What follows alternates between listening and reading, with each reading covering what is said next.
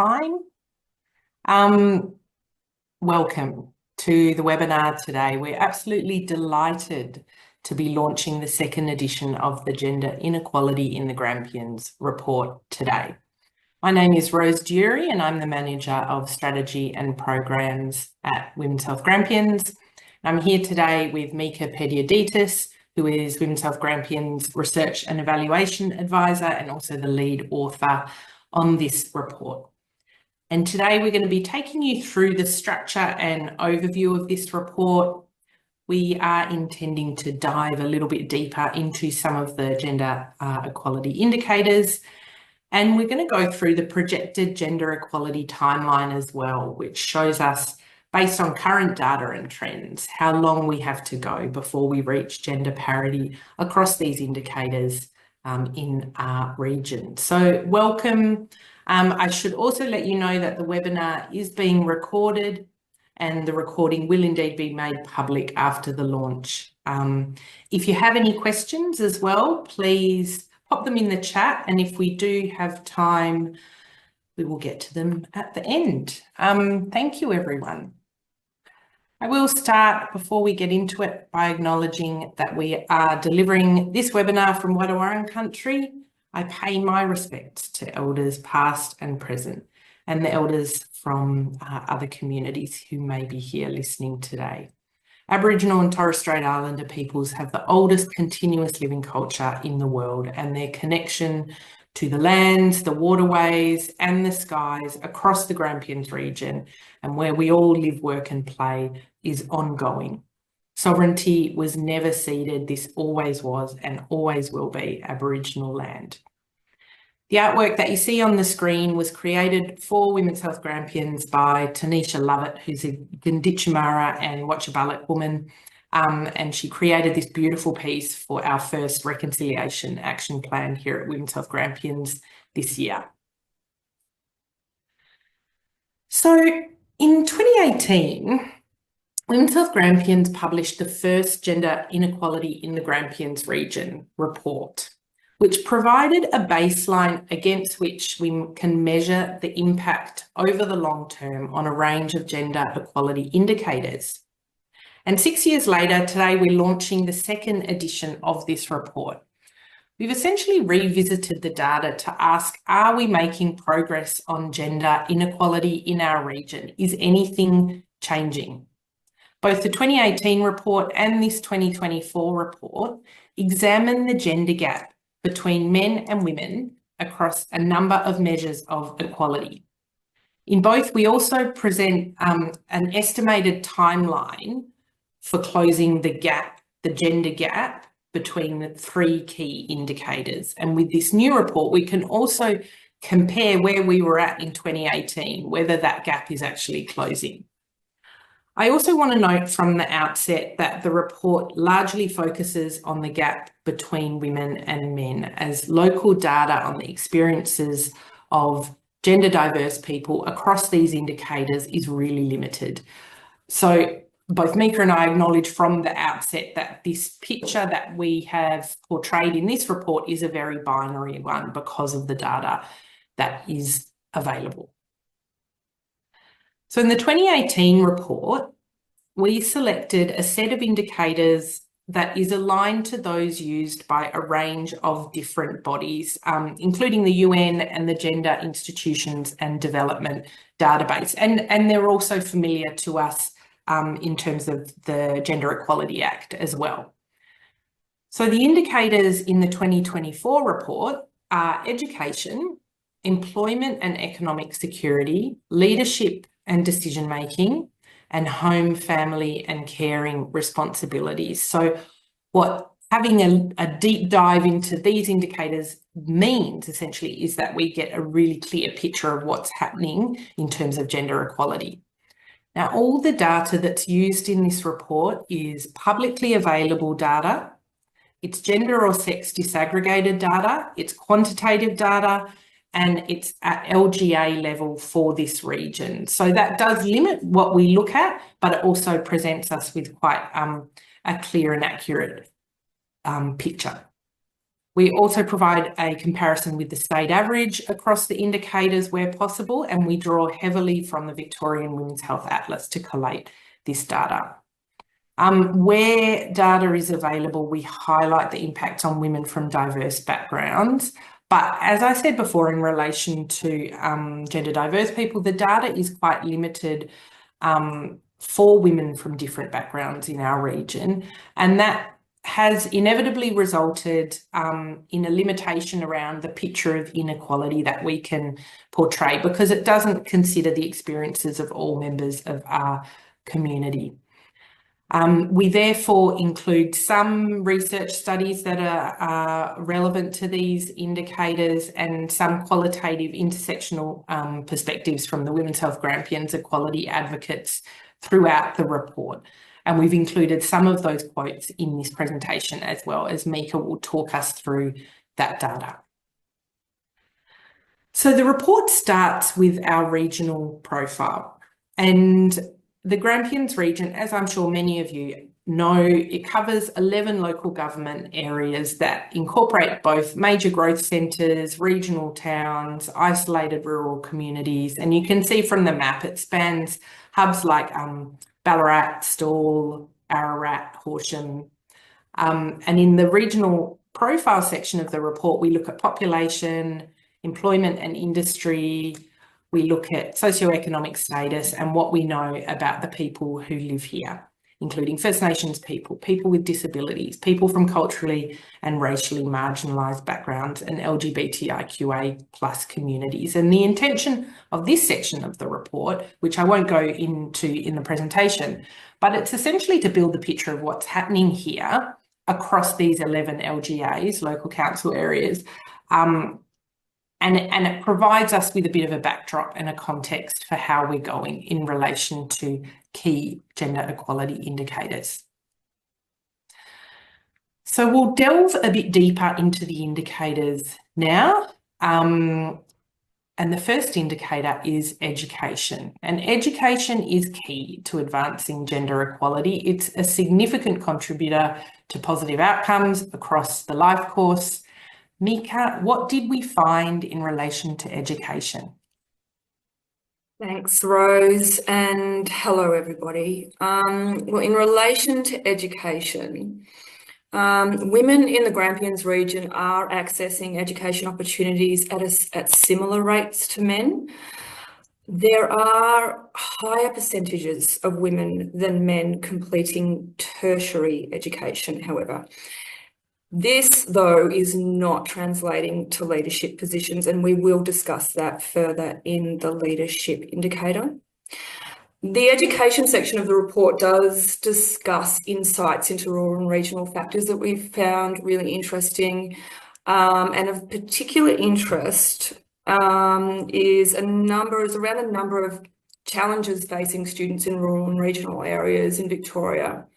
And some of these have been identified in regional centres compared to rural and metropolitan areas. And we do discuss the distinction between rural and regional in the report. There are a higher proportion of disadvantaged schools, as well as a higher proportion of vulnerable and disadvantaged students, and rates of absence are higher. And in rural areas compared to regional and metropolitan areas, have a lowest access to funded kindergarten services, and we talk more around how that impacts in the home indicator, and fewer secondary schools, a higher proportion of smaller schools, and a lower proportion of students who exit Year 12 into further education and training. It's important to note, though, that while regional and rural centres experience barriers related to the above characteristics, they also differ from location to location and are contextualised through multiple variables, including demographics, proximity to services, major population centres, local economies, housing, capacity to attract and retain teachers, and community size. In relation to tertiary education, across all local government areas in the Wimmera Southern Mallee region, women are more than twice as likely as men to hold a post-secondary qualification. And despite this, as mentioned, institutional leadership roles in the region are largely held by men. So we can see how these two indicators are interesting as they interact with one another.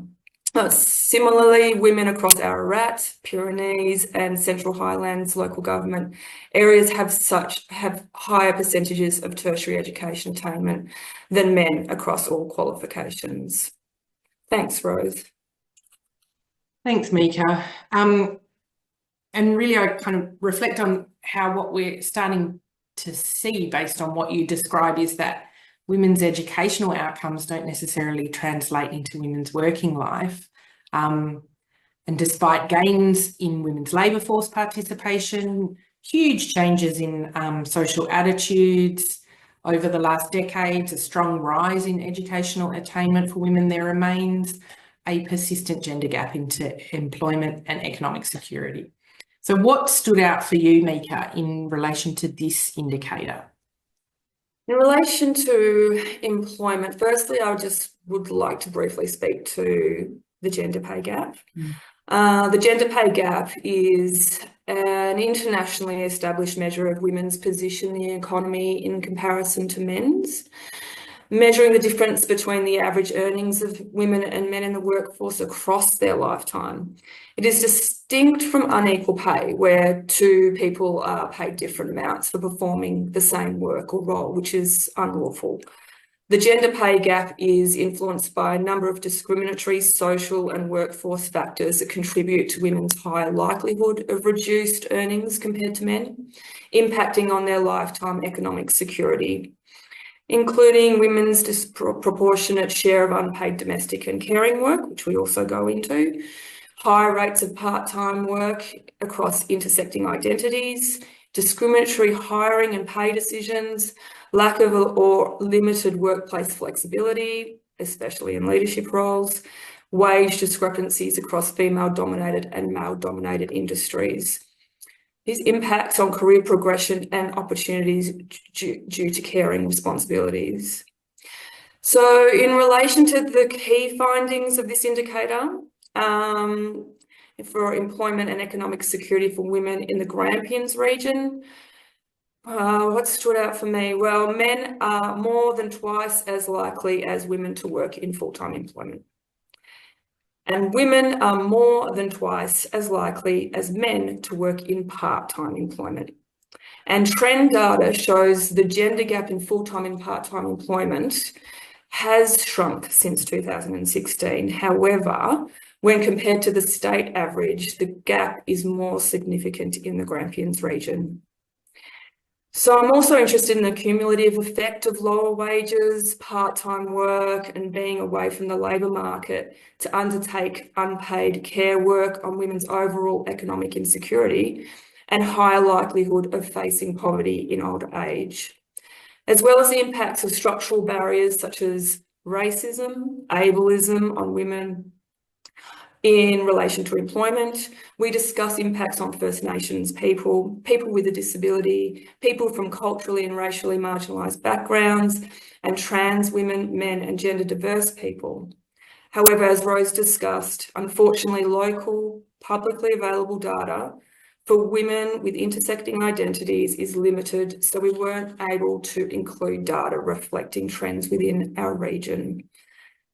But for example, the report does discuss things like trans women, men and gender diverse people's experiences of complex forms of disadvantage and discrimination in workplaces, and that this cohort is also 23% more likely to be in casual employment than cisgender men and women, and more than twice as likely as cisgender men to be in part-time employment.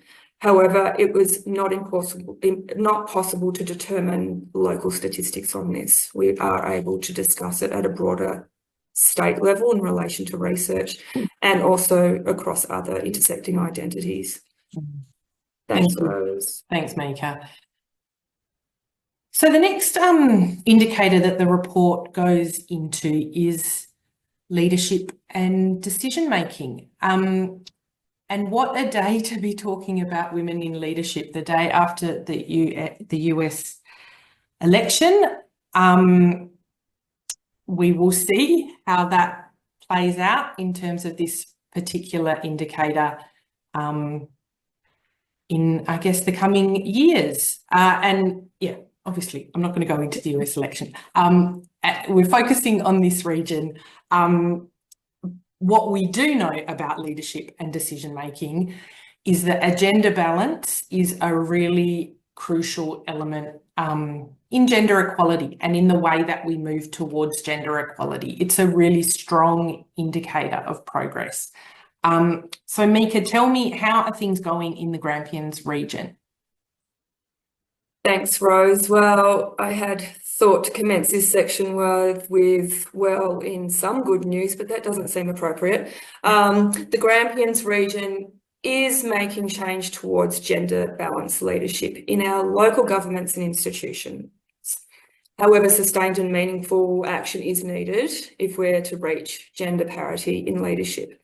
So, for example, in Victoria this year, there were 23 out of 79 local councils with a majority of women councillors, compared with 15 in 2016. And there has been a small increase in women in CEO, general manager and legislator roles, and a small decrease in men in leadership roles in the Grampians region since the last report. It's not great, but it's getting there. And while this shows that female representation is increasing in the Grampians region, it remains lower than the state average. I'm also interested in, as many of our members might be, the factors unique to rural and regional settings and how these relate to gender challenges faced by women. The report refers to research conducted into the challenges in the Grampians region within the public sector. Briefly, and please do read the report for more on this, relates to a lack of childcare availability, limited flexibility in senior management roles, fewer leadership opportunities due to executives, often men, staying in roles for lengthy periods, and career limitations based on location. So these are the contributing barriers to women's leadership in rural settings. Thanks, Rose. Yeah, thanks, Mika. And I think having the state average, the way that the report sets out the comparison for this region against the state average, so in the report you'll see that there are more visual diagrams than in this presentation. It's a really, it really shows us, I think, how we're going as a rural and a regional area compared to what's happening across the rest of the state. So it's really valuable in that respect. Thank you, Mika. And actually, I also will note that the local election results will probably be known next week. And so we will have, you know, an updated picture of the gender balance across the 11 local councils in this region, which, yeah, hopefully the trend is continuing towards gender balanced councils and decision making. But we shall see next week. Okay, this is our last indicator that we dive into in the report, and it's home, family and caring responsibilities. Obviously, we know that gender stereotypes and really entrenched social norms continue to shape home, family, caring responsibilities and what that looks like. Can you tell us a little bit more, Mika, about how we fare compared to the state average in this respect? Sure, thanks, Rose. Well, it may come as no surprise. Women complete significantly more unpaid domestic work and childcare than men across the Grampians region and the state overall. Understanding the impact on women holding the greater weight of informal childcare is significant to this region. Not only is it higher than the state average, there are limited childcare options in the region, with many areas described as childcare deserts, which affects women's ability to work and long-term financial security considerably. We referred further to region-specific research on this issue in the report. Beyond the lack of childcare options, challenges related to distance between the workplace and school and childcare, and also constrain women's ability to participate in the workforce, and further affects lifelong financial and career impacts on women. The report discusses the distinct correlation between wealth and childcare availability. Women's interrupted participation in the workforce means they face a greater risk of economic insecurity and poverty across their lifespan and in retirement than men. And for those of you who are interested in how the Grampians region is tracking in relation to informal caregiving, and informal caregiving does not include childcare and unpaid domestic work, I recommend reviewing this indicator in the report. Hint, women in the Grampians region hold the greater weight of work across both than the state average. And finally, the report also discusses lone parent families. Lone parent families face greater financial hardship, with approximately 47% less disposable income than same household partnered parents. And in Victoria, female lone parents outnumber male lone parents by a ratio of 4:1. And in the Grampians region, this ratio is higher than the state average across all local government areas. Thanks, Rose. That's yeah, really fascinating, Mika. Thank you. And I think it also paints a picture about the expectations on men in terms of employment and the way that they how that shapes their role in the family and in terms of care and childcare and all of that. So it's a really valuable indicator. So we're moving on now, and I realise this is a kind of whistle-stop tour of the report. So by all means, you can delve deeper in the actual report. But this is the projected gender equality timeline. So in both the 2018 report and the 2024 report, we have measured the estimated length of time it would take to close the gender gap across different indicators and different data sets within those indicators. So this is based on the current data and trends and what we have available that's comparable to the data available in 2018 as well. To measure this, we used the formula that is used in the Global Gender Gap Report and the Gender Institutions and Development Database. So we use that same way of calculating this in both 2018 and 2024. So, where are we? So what we predicted in 2018 was, in terms of women and leadership, that we would reach gender equality in 37 years. In unpaid childcare, in 2018, we predicted that we would reach gender equality in 166 years. And in terms of unpaid domestic work, we predicted that gender equality would be reached in 107 years. So where are we now? They're kind of grim, slightly grim figures. Has anything changed? Are we making progress? Women in leadership, yes. 2053, that's when gender parity in women in leadership will be reached based on this calculation of the current trend. So that's 29 years away. In unpaid childcare, a huge difference, 34 years based on what has happened since the data was collected in the 2018 report. So that's 34 years away that we will reach gender equality in terms of unpaid childcare. And in unpaid domestic work, it looks like this, 2085. So it's 61, sorry, 61 years before we reach gender equality in relation to unpaid domestic work. So the timeline is showing us really positive trends towards closing the gap in these three measures that we were able to make the comparison for.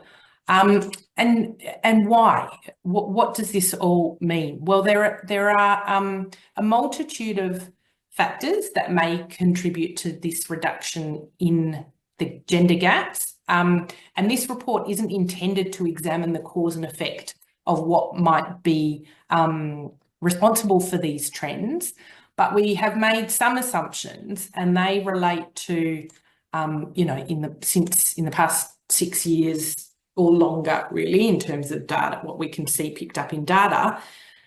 Key policy and legislative changes. So things like the Gender Equality Act, like the Workplace Gender Equality Act at the national level, Respect at Work Act, Building Equality Policy, changes to paternity leave. They have happened in the last 5 to 10 years. COVID-19 happened in this period of time, and that had a big impact on flexible work practices. More and more advocacy and campaigns to encourage women to stand for local council, policies around a gender balance in public boards and the judiciary and in sporting clubs have been introduced in Victoria in this time. A real spotlight, I guess, on workplace harassment and discrimination through various inquiries and reports, for example, into the Australian Parliament as one example of that. Ongoing work at an organisational level around employment practices, and you know, many of people who are here today are part of core member organisations who are committed to this ongoing work. Changing gender norms and stereotypes, particularly around fatherhood and caring, they're changing at a slightly more rapid rate than has been shown before, and also affordable childcare measures that have been implemented over the last 5 to 10 years, things like childcare subsidies that are changing, that have changed. And it should also be noted that COVID was obviously a really considerable disruptor and during this time, and we draw on census data. The last census was 2021. COVID did change a lot in terms of some of the questions that were asked or not asked in that particular census as well because of the pandemic. So that has been a kind of a big blip on the trend data as well. So are we making progress? Well, yes. Change is coming, although again, US elections, does it feel that way today? Possibly not. Change is coming here in this area, but it is slow, and we need to maintain our action and our efforts. We need to harness advocacy opportunities at both an organisational and a systemic level. We definitely need more intersectional data. And what's clear as well is that our region continues to lag compared to the state average across almost all the indicators.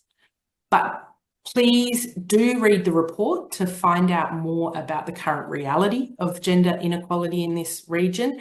And what this report does is steer us and keep us on track in relation to intersectional gender equality action across all these different domains and dimensions of our lives. And it steers us towards safer, more respectful and equitable communities. Finally, this is a link to where the report is. It's on our website. You'll also find on that page on the website a set of social media tiles for each indicator that are available for download. So please, you know, not everyone reads the whole report, but those give a brief snapshot of each of the indicators that can be shared on social media or indeed just via email. If you're interested in delving a bit deeper into what this report might mean for your organisation, do get in touch with your core consultant. It is 12:30 on the dot now, and this was intended to be a lunchtime session. So I do want to say thank you. Please get in touch with us if you want. We can also send hard copies of the report. I don't think we do have time for questions, but Mika and my email addresses and phone number are up on the screen. So if you have any questions about any of it, about the calculations, please do get in touch. We really appreciate you coming along to the launch today. Thank you.